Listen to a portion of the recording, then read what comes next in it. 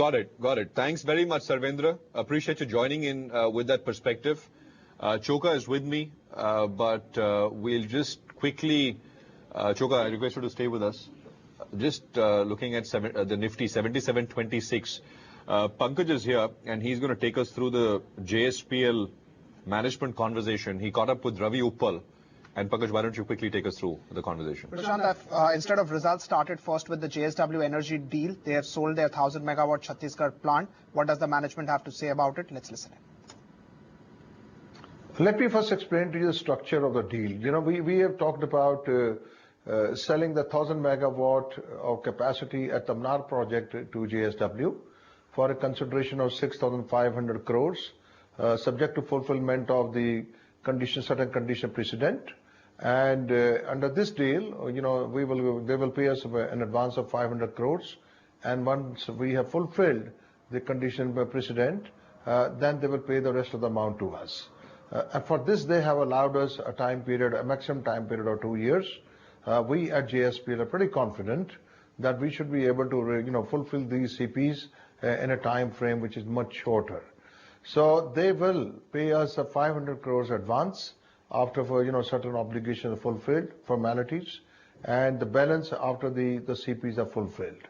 And once we realize the full amount, this will come into the company as equity. We would, there are certain reasons which have, motivated us to go for this deal. As you know that our steel business is growing rapidly. You can see from the Q4 numbers that the physical volume has gone up by 39 to 43% in the domestic and the international market, and the value turnover has gone up by 18%. We do foresee that in the quarters to come, that our volume will continue to grow at the same rate. This basically means that we have a higher need of liquidity and also working capital. So we therefore thought it is prudent for us to make a deal whereby we can bring more liquidity into our system, and that is the main reason for us to go for sale of this 1,000 megawatt asset. So I was just looking at the Q4 numbers. First, on the standalone basis, still EBITDA level, they are superb. They are showing good growth.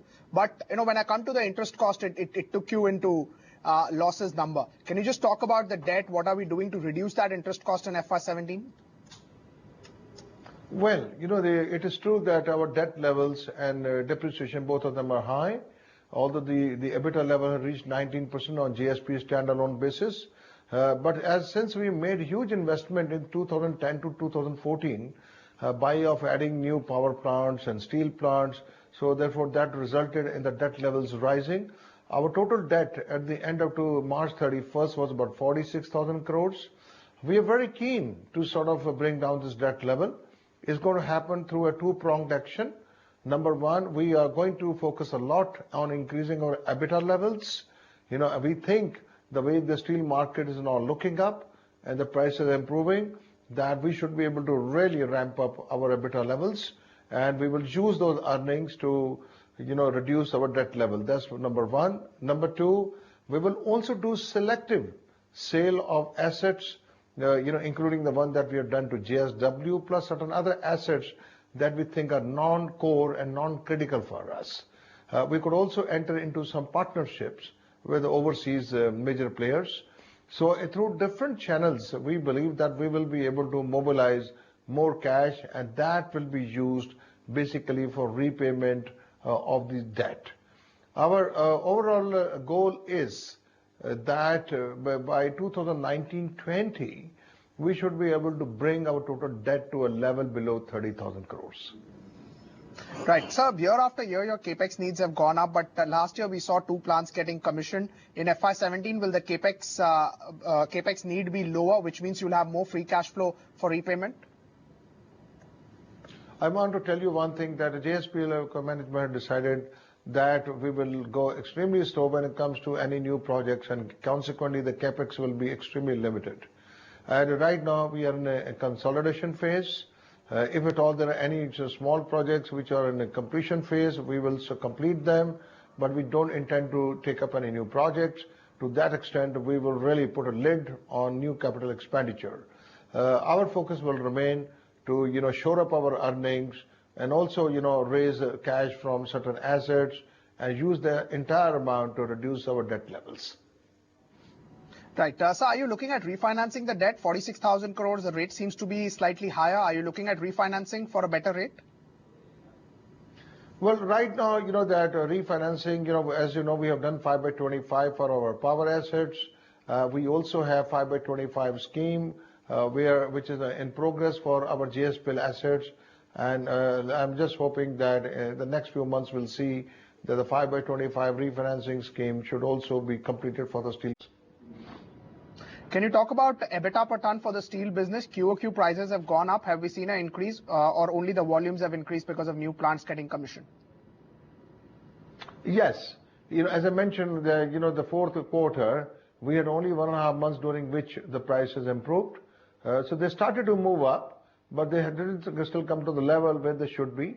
Because in the last 18 months, starting from October 2014 until February this year, the prices touched all-time low, and every month we saw lower and lower prices, which had a huge adverse impact on the earnings, not only for us but the steel industry as a whole.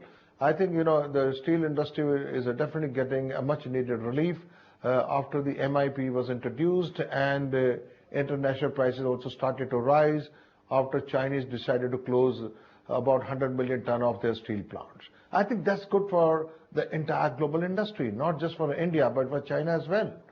So we have to make sure that the industry, remains healthy and sustainable. Right. Sir, last time when we spoke, or for the last couple of quarters, you've been saying that pricing from Chinese players have not been rational, especially when it comes to sending it to India. Have we seen better rational pricing from Chinese players because they are also incurring losses? Well, the Chinese government also come to recognize that, Chinese company was simply producing, but they were not making money. To the contrary, they were drawing on a lot of loans from banks, and may continuing to incur losses.